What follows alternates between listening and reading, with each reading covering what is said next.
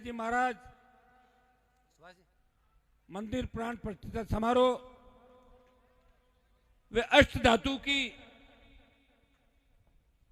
मूर्ति का घोड़े के ऊपर तेजाजी विराजे हैं। शायद राजस्थान के अंदर गिने चुने मंदिरों के अंदर, इलाकों के अंदर ऐसी तेजाजी महाराज की मूर्तियां लगी है।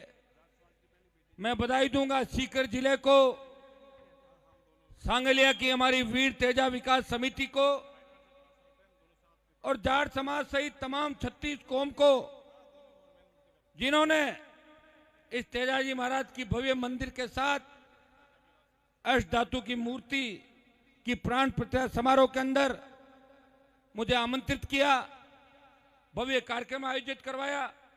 और पिछले साल जब आपने मुझे बुलाया था, मुझे वो नजारा आज भी याद है कि रात का वक्त था, 1 लाख से ज्यादा जवान किसान और माताएं बहनें वीर तेजाजी महाराज के जयकारे के साथ हिंदुस्तान की सत्ता को चुनौती दे रही थी कि देश के अंदर अगर सरकार पे आप लोग बैठे हो, वो वजह हम लोग हैं, हम किसान हैं, हम जवान हैं, जिनकी वजह से ये बड़े बड़े तख्त हिल गए थे। ये संदेश आपने सीकर की धरती से दिया था।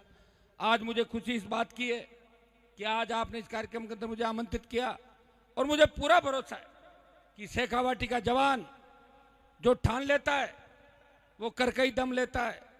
जब मैं विश्वविद्यालय के अंदर राजनीति करता था, तब शेखावाटी के किसान के बेटों ने हनुमान बेनीवाल का हमेशा साथ दिया।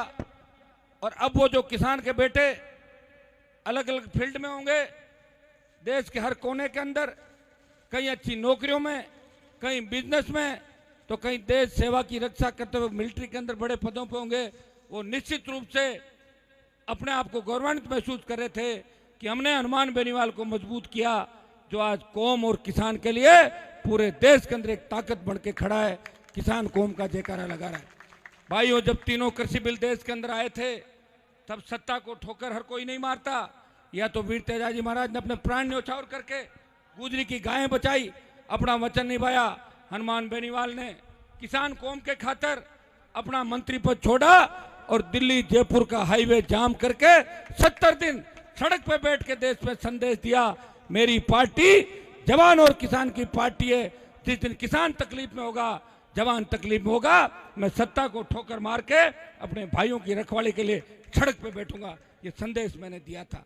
अभी जब अग्निपथ योजना आई, जब देश के किसान के बेटे कहने लगे हनुमान जी आर्मी को ठेके पे दे दिया, फौज को संविदा पे दे दिया, उस वक्त देश के किसानों के बेटे आगे नहीं आए जो एमपी और एमएलए। एक व्यक्ति लड़ाई करने के लिए आगे आया, उसने हुंकार भरी कि अग्निपथ वापस लेना पड़ेगा, ठेके पे जो सेना को दे रहे हो ये गलत है, हमारी पुरानी सेना भर्तियां बहाल करो। और इसको लेके जोधपुर में 2 लाख जवानों की अगर रैली करके मोदी को चेतावनी दी, वो नागौर के आपके लाल, शेखावाटी के आपके भाई और तेजा भक्त हनुमान बेनीवाल ने दिल्ली की सरकार को चुनौती दी कि ये सेना भर्ती जो संविदा पे आप दे रहे हो, अग्निपथ योजना है, इसको वापस लें। क्योंकि मेरी पार्टी जवान और किसान के नारे के साथ, और जवान और किसान की पार्टी है, ये दोनों काम आप लोगों के लिए किए।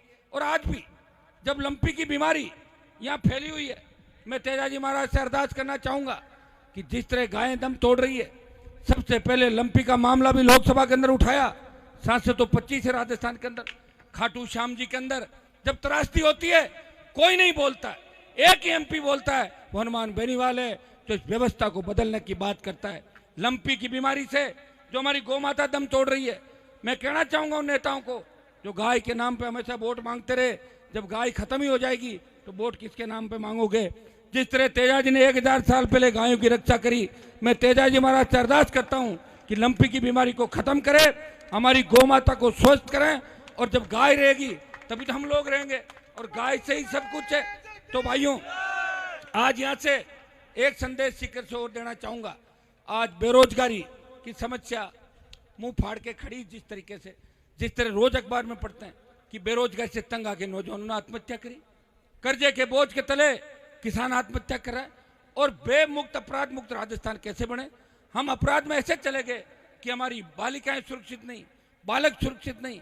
घटनाएं जो हो रही सीकर के अंदर, एक वकील जो न्याय दिलाता लोगों को, वो इसलिए आत्महत्या कर ले कि उसका न्याय से भरोसा उठ जाए। मैं धन्यवाद दूंगा शेखावाटी के वीरों को, उसकी वकील के लिए आपने संघर्ष किया, प्रयास किया, और हम सब मिलके आने वाले समय के अंदर बेमुक्त अपराध मुक्त राजस्थान कैसे बने, हमारे शेखावाटी का विकास कैसे हो, सांगलिया का विकास कैसे हो, और तेजाजी के आदर्श राजस्थान की राजनीति में स्थापित कैसे हो। मैं एक ही विश्वास आपको दिलाता हूं, आज कोई राजनीतिक बात करने यहाँ पे नहीं आया हूं, मैं सिर्फ आपको अपनी वीरता याद दिलाने के लिए आया हूं।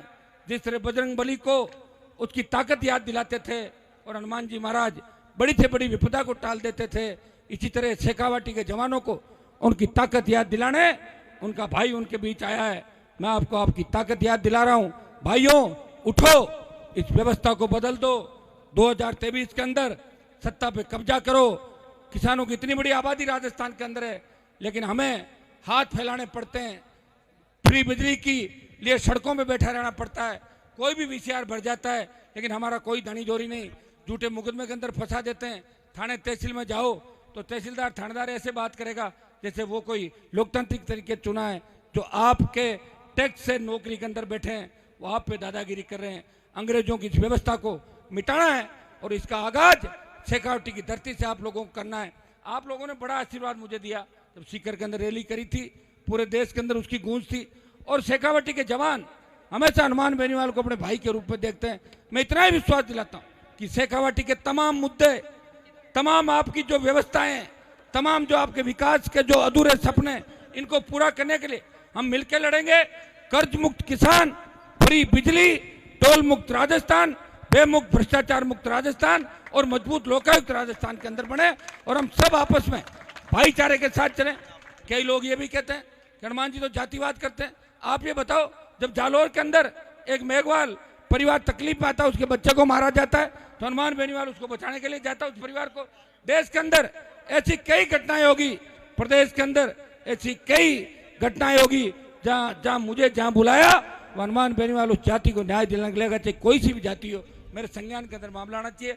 आज मेरे बड़े कार्यक्रम है और आप भी मुझे लंबे समय तक अपने बीच रखना चाहते हो। मैं आज आपसे माफी चाहूंगा, बधाई दूंगा इस मंदिर निर्माण के लिए। सारी मंदिर की जो विकास समिति है, इनको भी एक संदेश आगे देके जाऊंगा कि हमारे लोग किसी कार्यक्रम की शुरुआत तो कर देते हैं, लेकिन लंबे समय तक साथ कम रहते हैं। ये हमारी आदत है, मेरी सबकी अपनी आदत है। तो अपने को इस आदत को धीरे धीरे बदलना है। एक बार कोई काम हाथ में ले, उसको पूरा करना है। जिस तरह आपने मंदिर का निर्माण करके संदेश दिया कि हम आपस में लड़ते नहीं है, हम साथ रह के भी विकास की बात करते हैं। हमारी विचारधाराएं अलग अलग हो सकती है, हम वोट अलग अलग जगह डाल सकते हैं, लेकिन जब हमारी कौम का और हमारी संस्कृति समाज के जब सवाल आएगा, किसान कौम की बात आएगी, तो सब एक साथ मिलके किसानों के विरोधियों को परास्त हम राजस्थान और देश